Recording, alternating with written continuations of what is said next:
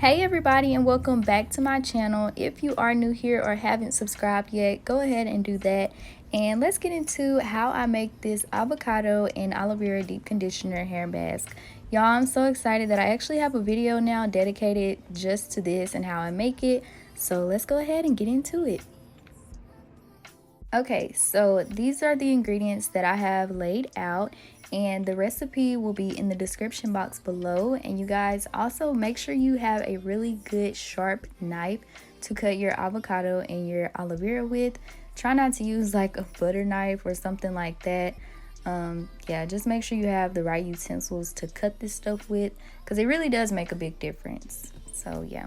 And I know I don't have the best knife handling skills, but I can cut something when I need to.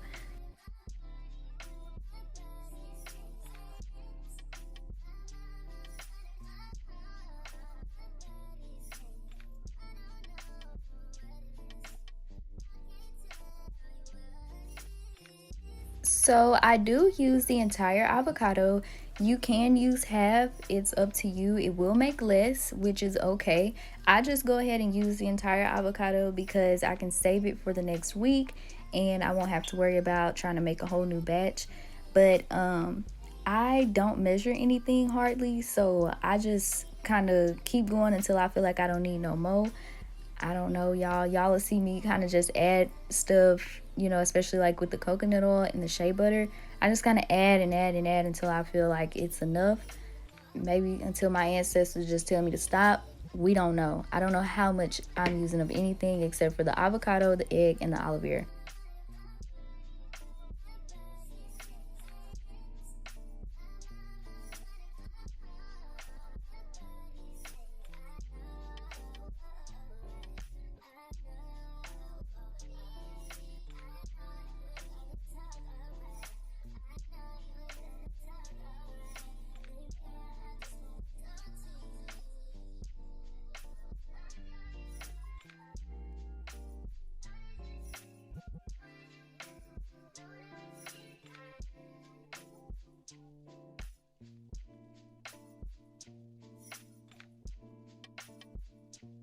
If your shea butter is like concrete, like mine was, and it broke your spoon, get you a knife. Like I said, a knife is going to be your best friend when you make this mixture. I don't have to cut the shea butter. I just got a butter knife, of course. But yeah, it was very hard to get out. As you can see, it's like chipping away and stuff. But it's okay because it's going to all be blended and it's going to mix together very smoothly, which is why it is so important to have a really good blender, y'all. Invest in you a good blender so you can make this stuff and it can be the perfect consistency.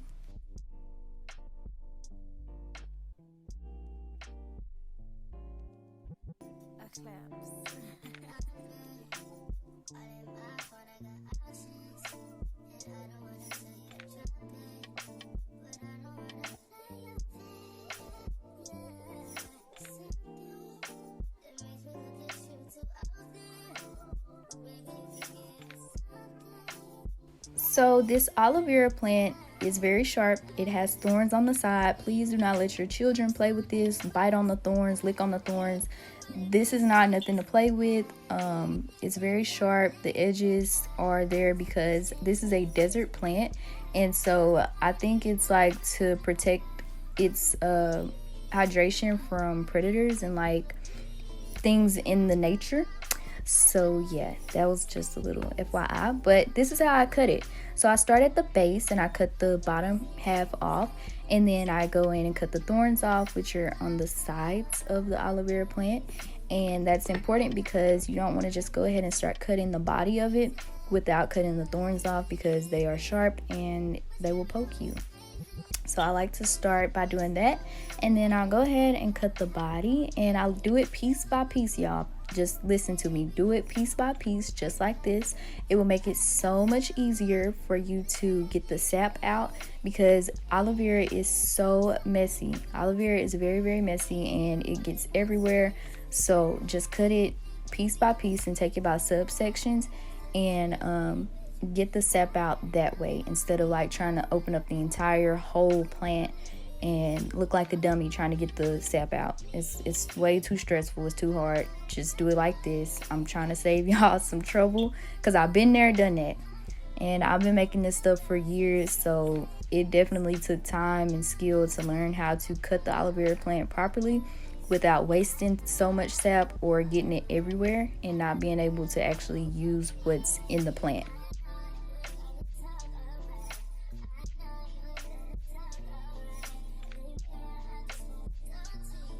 So after I put everything in the blender, I go ahead and blend it until it looks like it's smooth and all of the lumps are out.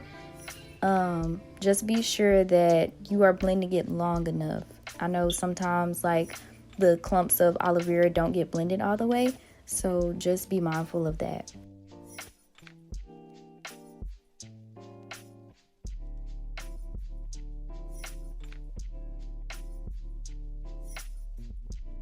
So my grandmother always taught me to pour in the center. Anytime you baking a cake or doing something like that, pour in the center because you just don't want a messy pour. And yeah, shout out to my grandma.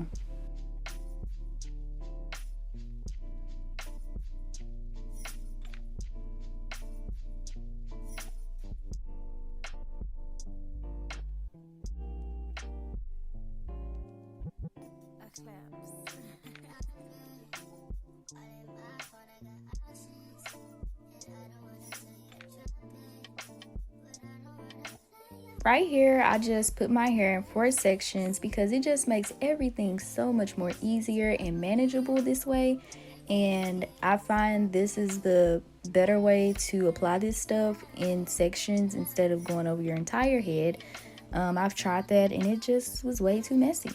But right here, I'm just massaging everything in, making sure it's on each hair strand. And I'm going from top to bottom, getting it everywhere in my scalp. That's the main thing. You want to make sure it's in your entire head. Do not miss a piece. Don't skip a beat with this. Make sure every strand is coated.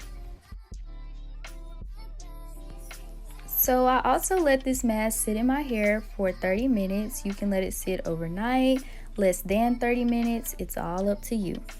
So this is what my hair looks like after I take the bag off. It's so defined, it feels soft, it feels moisturized. That's why I love it, because this mask does everything that your hair needs. So right here, I'm just rinsing it out with water only. I do not shampoo or condition it out. You can if you would like, no big deal. I just don't. But that's pretty much this entire video. So unfortunately, this brings us to the end. Thank y'all for watching this video, and be sure to like, comment, and subscribe. And I will see all of you on my next video. Bye.